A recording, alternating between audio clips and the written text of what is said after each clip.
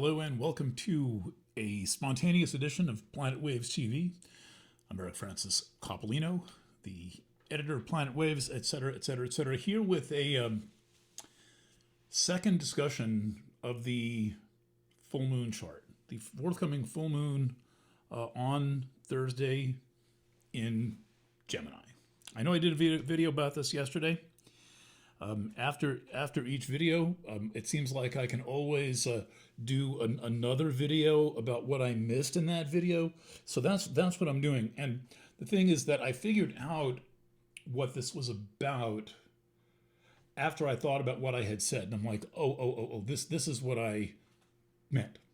This is what I was getting at. So I'd like to somewhat start over with the full moon in Gemini. And I think that my discovery is meaningful. I think that I think you might like it, and I'm interested if anyone else is reporting what I consider to be the top story in astrology right now. So without rambling on too very much.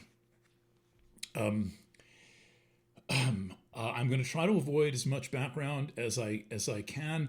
Some's going to be necessary. I'm going to repeat certain things I said yesterday, but not in as much detail. That video is on the Planet Waves TV channel.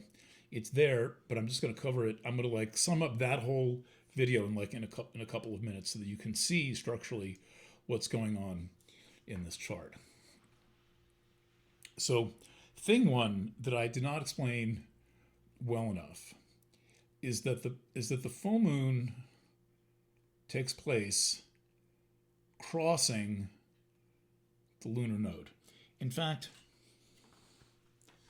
we could do this just to emphasize the cross.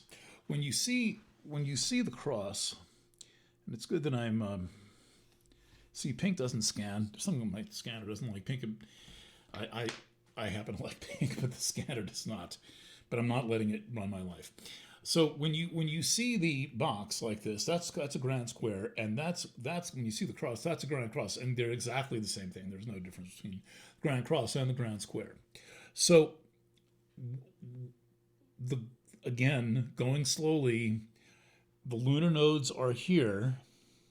That's the north node. That's the south node. They're at 13 degrees. Have I got a version of this where, well, not exactly, but let's raise it up. The nodes are at 1343, and the full moon is at 1304. 1304, 1304, that is a tight. Once you're within 1 degree, it's tight. Working with a lot of planets, it's tempting. I don't know why, but it's tempting to be wide and sloppy. I personally do not find it tempting to be wide and sloppy. I start within 1 degree. So that's it. 360 degrees, and it's actually technically degree 14 all around. The lunar nodes are, in physical reality, they point out the places where an eclipse is going to happen soon. When the sun gets near the lunar node, there's going to be an eclipse. We know that we're 3 months away from eclipse season. But when there's not eclipses, one of the things that the lunar nodes do is that they are a kind of a conduit through the chart.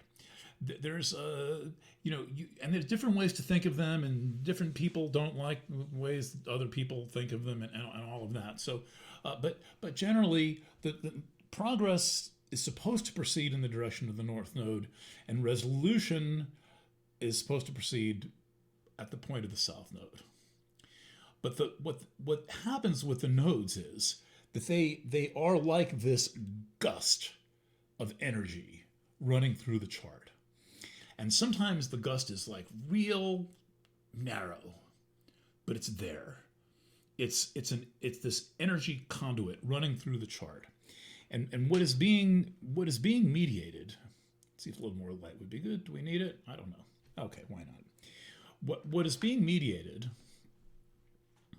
is the karmic process. What's being mediated is karma. And by karma, I mean action, the effects of action, kind of as one digestive process. Once spent some time with a Vedic astrologer who said, well, in Western astrology, the North Node is considered good, and the South Node is considered bad. That's like we like to have things divided up. That's not true.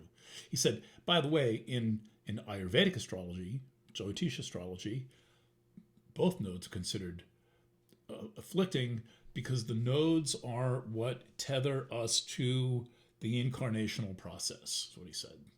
And the goal of Hinduism is samadhi, it's to get off the wheel. I don't take that approach. I think that it's presumptuous and all that. So, but in any event, this is a very powerful conduit running through the chart.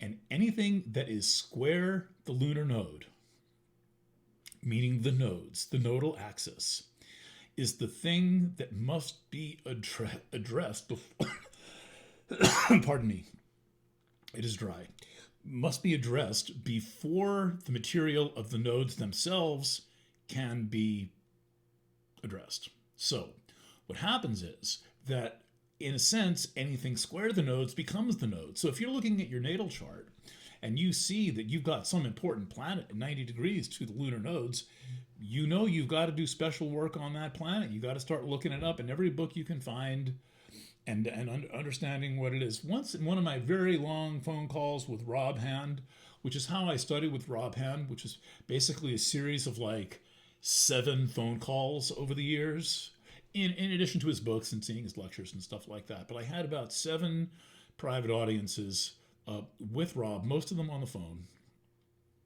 Rob Hand authored Planets in Transit and one of the founders of, the only surviving founder of Project Hindsight, which began the traditional astrology revival. He said it was his view that the most powerful aspect in astrology is any square to the lunar nodes. He said it's called the bending. And that makes sense. And you can do a lot of good astrological self-counseling with an analysis of things that are square to your nodes. And if you're stuck, write to me. And one way or the other, I'll help point you in the right direction. I don't always charge money for this, but I take clients, but I also just answer questions. When somebody's got a question, I'm happy to answer the question. So get to the point where you can ask a question. But now we're talking about the full moon chart. So we have the lunar nodes running through Virgo, Pisces on the mutable cross, and we have the moon in Gemini, 90 degrees, and the sun in Sagittarius, 90 degrees. But as I explained last night, the sun is conjunct a very, very important, it's hard to call it a point. It's a very, very big thing. The biggest thing anywhere near here, you would have to get on a spaceship at the speed of light and be on that spaceship for like 250 million years to get any place else. And it shows, it's Pisces Perseus cluster, and it shows up in the night sky here as a little dot. I think that's absolutely outrageous. Especially when you have a sense of the scale of this thing. So let's very quickly get a sense of scale. First of all, we are in the solar system. See, it says it right there. I would not have known what it was. The solar system. Isn't that just an elegant, fancy name? And it's called the solar system because the sun is solar. It's right in the middle. Boop. And these are the orbits of the planets. This is maybe Venus and Earth. I don't know how. I can't see. I can't resolve it without looking closely. But these are the inner planets. And then you get out to the 4-year orbit. That's the asteroid belt. This thing is not drawn to scale. Not drawn to scale. Just remember. And then you're at those are all the asteroids. And then this is another asteroid belt, which is a double. It's actually, well, it's kind of like the Greeks and the Trojans, they're called. And they surround Jupiter. So there's most asteroids in the main belt, they're called main belt asteroids, have approximately a 4-year orbit, kind of like 3 to 5 year orbit, right? Depending on where they are. But then there's a second asteroid belt in Jupiter's orbit. So Jupiter's trailing behind it, a whole bunch of, groomsmen and bridesmaids. And that's these here, all right? And then, but not to scale, then you get out past Jupiter, and then somewhere around here is going to be, like, in the next ring out is going to be Saturn, and then the next ring out is going to be Uranus, and then Neptune, going further out. But really, we're all the way out my driveway at this point on this scale. And then this is the Kuiper Belt. The Kuiper Belt. That's where Pluto is. That's beyond the Kuiper Belt. There's this other thing called the scattered disk. Beyond the scattered disk, this is all orbiting our sun. Beyond the scattered disk, there's this thing called the Oort cloud. The Oort cloud. What's in the Oort cloud? Ooh, things like this are in the Oort cloud. The Oort cloud goes out halfway to the next star. So the gravitational influence of the Earth goes halfway out to the next star, Proxima Centauri. That's like a couple of light years. Okay? Now, if that's not enough, this thing is moving through space. It moves through space as part of our galaxy, the Milky Way galaxy. Welcome to Astronomy for Kids. The Milky Way galaxy. Milky Way galaxy isn't it beautiful? I mean, isn't this like the best thing ever? Raise your hand. I'm here to get a commitment. Sign up for this, the Milky Way Club. That's actually a club in Amsterdam called the Milkweg. I didn't go in, but I went outside to pay homage when I was in Amsterdam.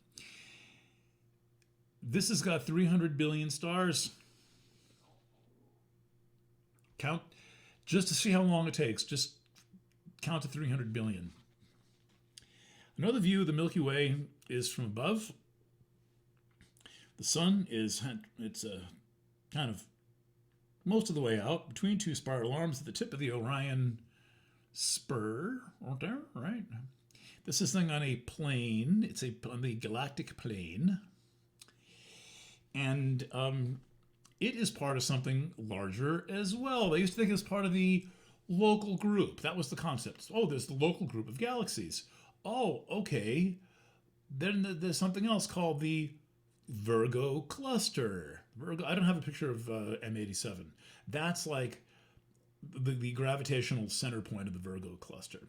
Then, sometime in the mid-2010s, I started to see coverage of how, and I knew about the Great Attractor, but I started to see coverage of how the local group and the Virgo cluster were not separate. They're part of the same thing. And then all of those galactic clusters, all the local galaxies, of which there's a lot, hundreds of local galaxies. And there's billions of galaxies. So it's like, we're talking 30, 100, I don't know, something like this. How many technically in the local group? The galaxy is part of this. LANIAKEA. Note our remote location, far out in the boondocks. This is the green county of the Milky Way, of LANIAKEA. Our little bitty galaxy, well, 300 billion stars. This thing is here. And all of these dots and streaks are clusters or individual galaxies or streaks of galaxies that all lead toward a gravitational anomaly in the middle of the whole thing, or at the end it's kind of like a drainage watershed called the Great Attractor. So the Great Attractor is holding LANIAKEA together, and everything in LANIAKEA is rushing toward the Great Attractor, I am told, maybe I'm wrong, at 1,000,000 miles an hour. So when we think we're moving in multiple frames of reference, that's right, we are. So that means that the solar system is orbiting the galaxy around 230 million years. Or like that, same thing. And then the galaxy is not orbiting the Great Attractor. It, along with all the other local galaxies and a whole bunch of non-local galaxies, but this is really our neighborhood in space, is rushing toward the great attractor. Now, you might say, can you put the great attractor in a chart? And the answer is, yeah, of course you can. Where do we find it? Right behind the sun. At the full moon. Right behind the sun. The sun is merged with the great attractor in those days. That means, and the galaxy, we need a little bit bigger placement here, a little bit bigger map. So the great attractor is at 1418. The galactic center, the galaxy itself, is at 2712. Which means that the great attractor and the galactic center are very close together, but the sun is going to be conjunct the bigger one, and the moon, the star of our show, it is the Gemini full moon. The full moon is opposite the great attractor on the other side of the lunar nodes. The other side. Digging me? You following me along here? So to one side of the lunar nodes, we have the galactic core, 300 billion suns. There's one sun there. That's like the sun, sunshine, you go to Florida. And then, kind of right near there, with Mars right there, is another extra, just in case you needed a couple, 300 billion suns. But in case you needed more galaxies, which are these clusters of billions of stars, well, then there's the great attractor, which is this. And all of that is to one side of the lunar node. Check that out. And on the other side of the lunar node, okay, we got like a couple of planets, a lot of planets here, but okay, and that's nice. Nessus and Saturn and Neptune, a little gas bubble here, a little space rock there, Ceres, a little comet, Chiron, a big comet, kind of rocky, Eris. Okay, another gas bubble. Oh, another gas bubble. The moon, which is the closest thing to us. And on the other side of that, a couple of gas bubbles on the moon and a couple of comets is everything. The universe. The local universe is on one side and the moon is on the other. And the lunar node is smack dab right in the freaking middle, and it is splitting the difference. Are you following me? That's a lot of tension. That is a lot of tension. That is a lot of one little planet, square the lunar nodes. I have Eris, for example. One little planet, an asteroid. You got to work. You got to do some work on that. It's real. It's something going on there. We're talking about here in this collective chart, and kids are being born with this as their chart, by the way. And there's going to be kids born with exactly this chart. It's crazy. And someone's going to get a parking ticket, which will probably go to the Supreme Court. The first parking ticket to go to the Supreme Court. What's this about? Well, once you have to use your body to feel. You don't. Reading a chart is not strictly a matter of mental cogitation. Reading a chart is also a matter of, you look at the thing, you're like, what does this feel like? Feel the tension. This is like the arrow pulled the tightest. All back in the history of history.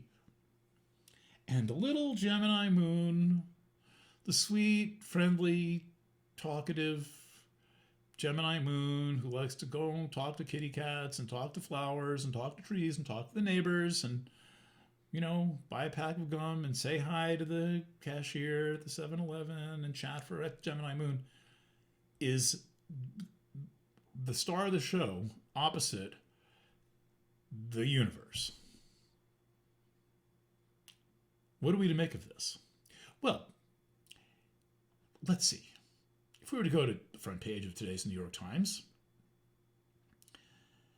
Donald Trump freed from a 45-year prison term, the person who flooded the streets of the United States with cocaine for decades and was tried in federal court. At the same time, he's like shooting fishermen, claiming they have drugs on their thing. The whole situation in Washington, D.C. is so over the top insane that the only thing that you could think of the scale is this. And especially when you realize, well, let's see, the sun is the president in mundane astrology. And then behind the president is the great attractor, meaning LANIAKEA, in the shadow dark sense, 100,000 galaxies are behind. There's a lot going on behind here. So you got to just envision that all like back here, but it's focused right in that, focused right like that. So if you, take this incredible tension coming out of the government. Plus, we're living with the AI bubble. This thing that basically is barely, you know what AI is good for? Even though we didn't need it before, AI was used to find this. An early warning system of planetary objects might collide with the Earth. Ah, very good. I forgot to mention how the blink microscope worked, which is they take a series of photos over a series of nights and they flick them, they compare them. If anything moves, it's orbiting. And that's how they found Pluto, it's how they found Chiron, it's how they found the whole Eris, that's it. 1992 QB1. They were all found using these comparative photographs where if the thing moves like a pixel, it's orbiting. And if it's a star, it's not moving. Or a galaxy, it's staying in one place. P.S. Back to our story. So when you realize that we're in this AI bubble, which means that essentially all the money, all the liquid cash is going into this thing that all it's really good for is finding comets and search results. It's a great search engine, I think. If you can spot the bullshit, it's a great search engine. And like, what else? It's not going to cure cancer. Sam Altman, complete liar. Cure cancer, stop global warming, it's the new God, blah, blah, blah. Not only is all the money going into this, and all the water, and all the power, and people's power bills, our power bills are going to go up from all the AI data centers, going to drive up the cost of electricity, etc., and so on. All the hedge funds, people like Warren Buffett have, I think Buffett has 40% of the holdings of Berkshire Hathaway in companies that are heavily into AI. And everyone's talking bubble, bubble, bubble, bubble. You want to get rich starting a podcast quickly. You only got a couple of weeks, months, or years. Start the bubble podcast, the AI bubble podcast. Everybody floods. They've got 20,000 hits in the first 10 minutes. Oh, bubble, bubble. Well, it's a serious problem. And all the money being spent is only going to build the data centers. They don't have any revenue stream from this thing. It's completely ridiculous. OpenAI is like, there's trillions invested in this company. $1 trillion or something invested in this company. $500 billion, $1 trillion, what's the difference? Their revenue is only like $30 billion. That's not enough to pay back that much money, to pay dividends on that stock.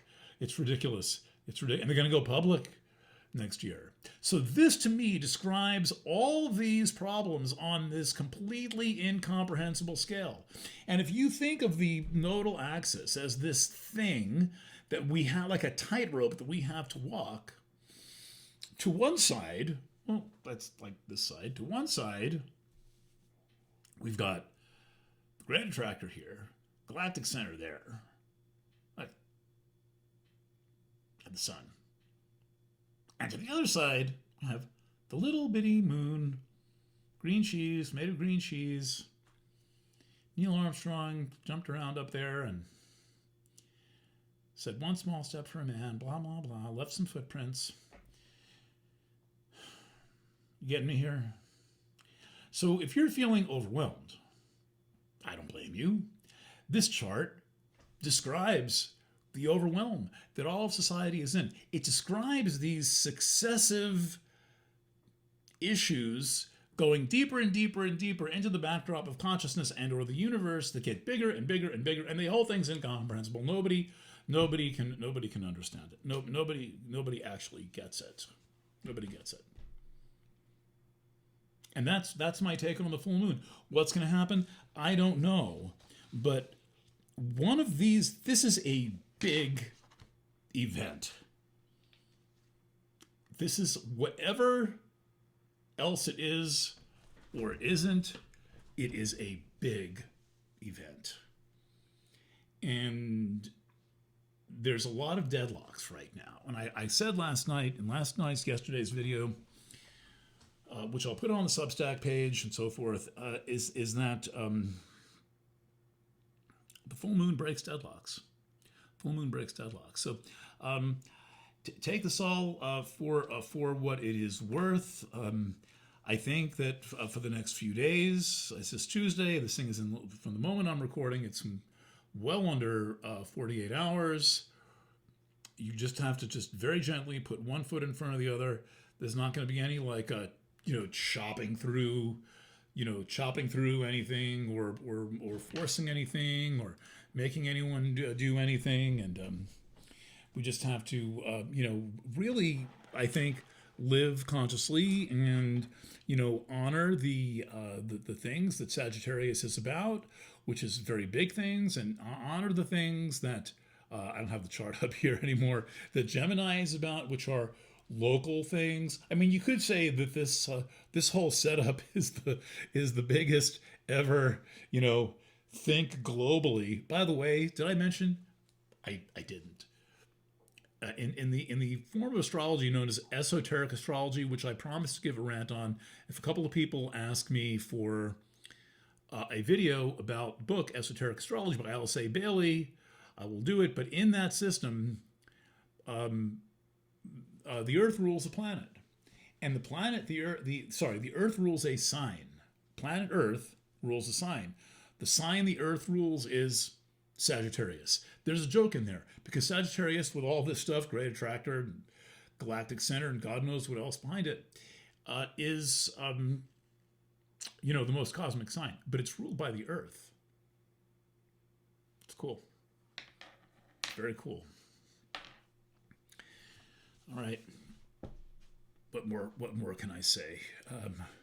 Had a good day working on the Planet Waves annual edition, Inner Light. I'm working on right now. I spent the day working on. I had a crazy banner day yesterday. I got basically out to the very end of the Cancer reading. Then I wrote the monthly horoscope, which I have not done in one day in years. It's like a full strength monthly horoscope. That'll be on the Planet Waves Substack. I'll link to that. I feel like I don't write the best horoscope. I feel like I kind of write the only horoscope right now that covers sun and rising signs. And then I did last night's video, and then I woke up and got up a little bit late and kind of fucked around till about noon. And then I said, all right, I'm going to work on one of the signs. And so I picked the one that was in what I thought was in the worst shape. I'm like, let's fix this now. Let's get this done early in the process. That was Scorpio, and was like kind of a half-hearted effort of writing that first draft. So I reorganized it. I framed it out. I've got the whole thing done. I've got a couple of sections left to write. Scorpio and Cancer are in great shape. Capricorn too, in great shape. A couple of them, a few others. Some need more work. I never worry about Pisces. I wait till the end to do Pisces. It always writes itself after I've written all 11 other signs. Pisces just writes itself. Last year's in the Awakening, it came out to 9,000 words. That's got to be the longest sun sign horoscope in existence. 9,000 words. I could have kept going because I'm like, it was just total channeling at that point. I was, I just felt like I was sitting in a column of light, and it was coming through. So I have to work up to that. But you kind of like show up every day and you do it, and kind of like a little bit at a time, and you move it forward a little bit, and you look and all that. And I wrote a promo yesterday, a pretty good promo. I work with Liz Shepard and Elijah Tuttle on those promos. So and one thing I'm planning to do, just in case you watch the channel, which you do, is after I finish each sign and send it to the proofreader, I'm going to do a short video diary of what I did. the inner peace readings are audio readings. I want to do audio. Who knows what I'm going to do? I promised them as audio. I'm designing them as audio with ambient music in the background. With ambient music in the background, no ifs about it. And but I thought, all right, I'm going to do a quick 5-minute video now that I don't hate sitting here and tell you what I just finished. It's going to take like 10, 15 minutes to do it, and then I'll send it out to everyone. I'll put it up on the channel. I'll send it out to everyone. I'll send it to Substack. If you don't want to get a lot of videos, unsubscribe from Substack. But whether you're on it or not, I'm going to be sending out these videos every time I do them directly to that list. I want to thank you for your patronage, your support.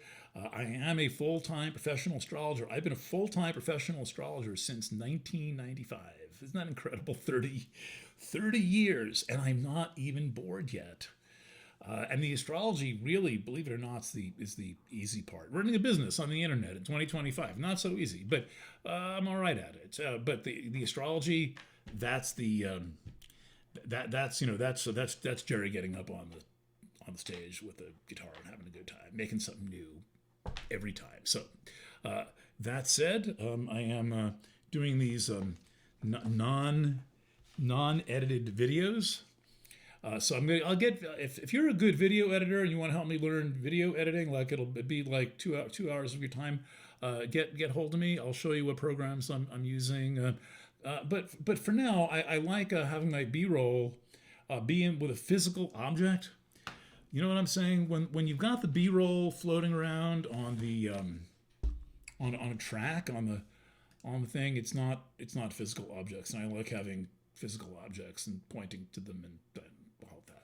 All right, so signing off from the Horoscope house in Greene County in upstate New York. Let's turn some lights off here.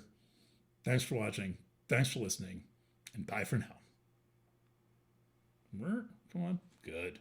Ooh, isn't that mysterious? This is the Book of Red. Love.